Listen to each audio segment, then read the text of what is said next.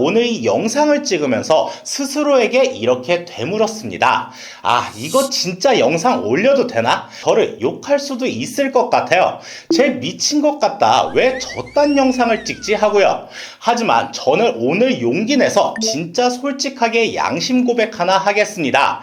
이런 제도, 이런 혜택이 있다는 걸 조금이라도 더 일찍 알았더라면 저도 1000만원 정도 손해보는 일은 없었을 텐데 말이죠. 하지만 이건 분명하게도 영상을 보고 계신 여러분들께는 돈이 되는 이야기예요. 지금부터 말씀드린 내용, 이건 진짜 알아야 합니다. 안녕하세요, 한주영 팀장입니다. 오늘은 대한민국 국민이라면 모두 가입되어 있는 국민건강보험, 그 안에 상상을 초월하는 의료비 지원 혜택 4가지에 대해서 자세하게 말씀드리려고 합니다. 국민건강보험에서 지원해주는 첫 번째 혜택은 본인부담 상한제입니다.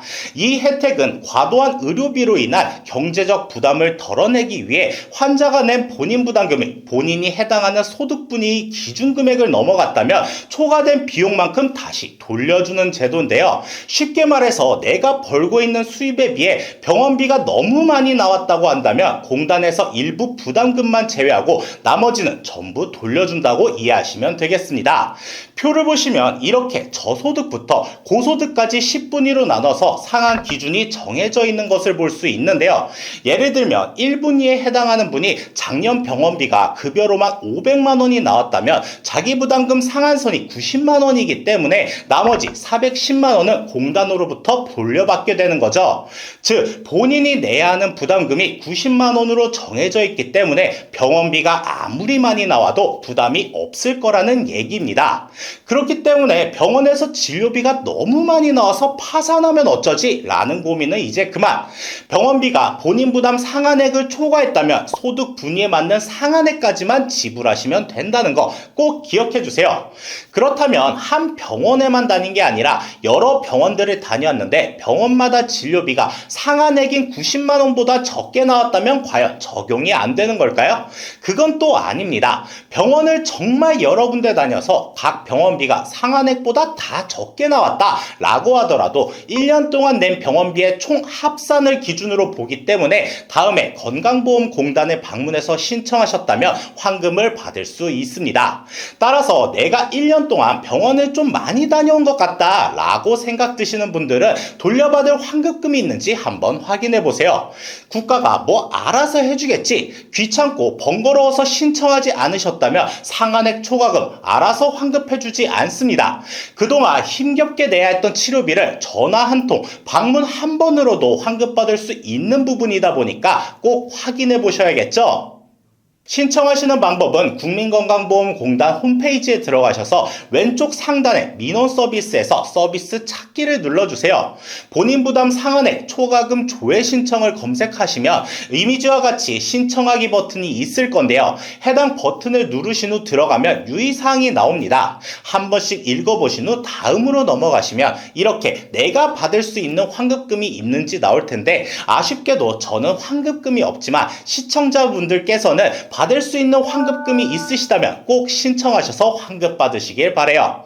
혹여 컴퓨터나 핸드폰으로 하는 게 어렵다 하시는 분들께서는 고객센터 1577-1000번으로 전화하셔서 본인 부담 상한액 환급금이 있는지 알고 싶다 라고 말씀해 주시면 안내해 주실 겁니다. 두 번째는 재난적 의료비 지원 사업입니다. 이 부분은 2014년도부터 꾸준하게 지원이 확대되고 있는데요. 많은 분들이 혜택을 받을 수 있음에도 불구하고 모르고 지나가는 경우가 많습니다. 과도한 의료비 지출로 경제적 어려움을 겪고 계신 분들에게 건강보험이 보장하지 않는 부분에 대해서도 의료비 일부를 지원해주는 제도인데요. 내 소득 수준 대비 제한적으로 큰 의료비가 발생했을 때 해당 의료비 일부를 지원해주는 제도입니다. 여기서는 앞에서 말씀드린 본인 부담 상한제 적용을 받지 못하는 항목들도 지원해주고요. 과거에는 연소득 15% 이상 의료비가 발생한 경우에 경우에만 지원받을 수 있어 대부분 혜택을 받지 못했지만 현재는 기준이 변경되어 연소득의 10% 넘는 의료비가 발생했다면 지원받을 수 있게 되었습니다. 쉽게 예를 들어서 말씀드리면 연소득 3천만 원인 분이 10% 금액인 300만 원을 초과하는 의료비가 발생했다면 지원받을 수 있다는 거죠. 이뿐만 아니라 과거에는 지원 대상의 재산 기준 과세 표준액이 5억 4천만 원이었지만 현재는 7억 원 이하로 높아졌습니다. 여기에 기존에는 입원은 모든 질환, 외래는 중증 질환에 대해서만 지원을 해줬지만 현재는 입원과 외래 구분 없이 모든 질환으로 확대해서 지원을 해줍니다. 그리고 지원금 한도 또한 높아졌는데요. 연간 3천만 원 한도에서 연간 5천만 원으로 확대되었기 때문에 받으실 수 있는 분들이 많아졌습니다. 이렇게 기준이 완화되었음에도 불구하고 모르고 계시는 분들이 정말 많다 보니까 그냥 지나치시는 분들이 많으실 거예요. 그러니 이 제도를 꼭 기억하고 계셨다가 받을 수 있는 혜택은 잊지 말고 꼭 받으시길 바라겠습니다.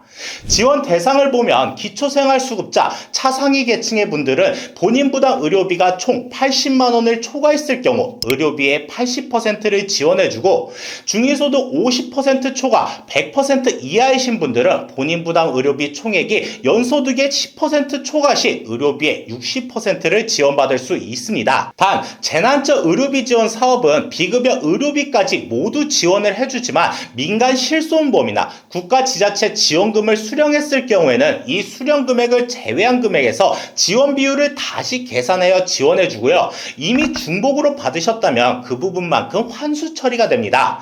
이 점 꼭 유의하시고 최종 진료의 다음 날로부터 180일 이내에 신청해 주셔야 한다는 점 꼭 기억해 주세요. 다음 세 번째는 본인 일부 부담금 산정특례 제도가 있습니다.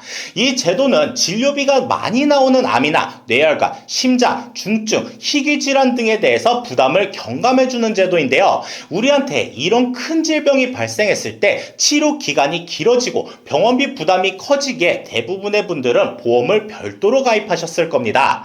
하지만 국가에서는 이런 큰 질병이 발생되었을 때 병원비의 90% 이상을 지원해주는 제도가 있는데요. 특히 2026년도부터 보장이 확대되어 70개의 신규 희귀질환도 보장하기 때문에 작년보다 보장받을 확률이 많이 올라갔다고 볼 수 있고요. 이 산정특례는 우리가 흔히 알고 있는 암, 뇌혈관 질환, 심장 질환을 95%까지 지원해주고 있습니다. 적용기간은 질환에 따라서 다른데요. 암의 예로 들면 산정특례로 등록된 날로부터 5년간 혜택을 받을 수 있고요. 특례기간 5년 종료 시점에 잔존암, 전이암이 있거나 추가로 재발이 확인되는 경우에는 항암 치료나 항암제를 계속해서 투여해야 하기 때문에 재등록하면 다시 5년간 연장이 가능합니다. 단 이러한 치료들은 비급여가 아닌 급여 항목만 해당이 되는데요. 여기서 급여 항목은 건강보험이 적용되기 때문에 병원비를 지원받을 수 있는, 즉 보험료가 지원되는 항목들을 말하고, 반대로 비급여 항목은 건강보험 적용이 되지 않는 항목이기 때문에 병원비를 전부 본인이 부담해야 합니다. 산정특례 제도에서는 비급여 보장이 안 되지만 민간보험과 중복으로 보장받는 게 가능한데요. 앞에서 말씀드린 재난적 의료비 지원 같은 경우에는 민간보험과 중복으로 받게 되면 내가 받은 보험금을 제외하고 지원해주거나 이미 받았다면 환수해 가는 경우가 생기는데, 이 산정특례 제도는 내가 민간보험을 아무리 많이 가입했다 하더라도 혜택은 똑같이 받으실 수 있는 거예요. 이걸 바꿔 생각해보면 비급여 치료에 대해서 대비는 하되 모든 의료비에 대해서 보장받기 위해 과도하게 준비할 필요가 없다는 말이 됩니다. 다음으로 네 번째는 임신, 출산 지원 제도입니다. 의료비 부담을 낮추고 출산, 친화적 환경 조성을 위해 시작한 제도인데요. 임신, 출산과 관련된 진료비 결제에 쓸 수 있는 국민 행복카드를 제공하는 제도입니다. 임신 1회당 1태아 100만원, 다태아는 140만원을 지급하고요. 분만 취역지 지역에 해당하시는 분들은 20만원을 추가로 받을 수 있으니까 체크해 보시는 것이 좋겠습니다. 사용 범위는 임산부의 진료비, 약제 치료 재료 구입에 대한 본인 부담금, 그리고 2세 미만 영유아의 진료비와 약제 치료 재료 구입에 대한 비용 등 결제 혜택을 볼 수 있고요. 사용 기간도 확대되어 출산일로부터 2년간 쓸 수 있어요. 임신을 계획 중인 가족이나 지인분이 있다면 정말 도움이 될 제도니 알려주시면 좋을 듯 합니다. 여기까지 대한민국 국민이라면 혜택을 누릴 수 있는 가장 대표적인 제도들을 소개해드렸습니다. 이렇게 보험이 하나도 없더라도 받을 수 있는 혜택들에 대해서 알아봤는데 우리가 살아가면서 보장받을 수 있는 민간보험이 아예 필요가 없다는 건 아닙니다. 다만 이런 좋은 제도들이 있기 때문에 본인 경제력 상황에 맞지 않게 무리해서 필요 이상의 민간보험을 가입하실 필요가 없다는 거죠. 앞서 말씀드린 혜택을 꼭 숙지하셔서 부족한 부분만 효율적으로 잘 대비하시길 바라겠습니다. 오늘 준비한 내용이 도움이 되셨다면 구독, 좋아요 부탁드리고요. 다음에 좋은 영상으로 찾아뵙도록 하겠습니다. 감사합니다.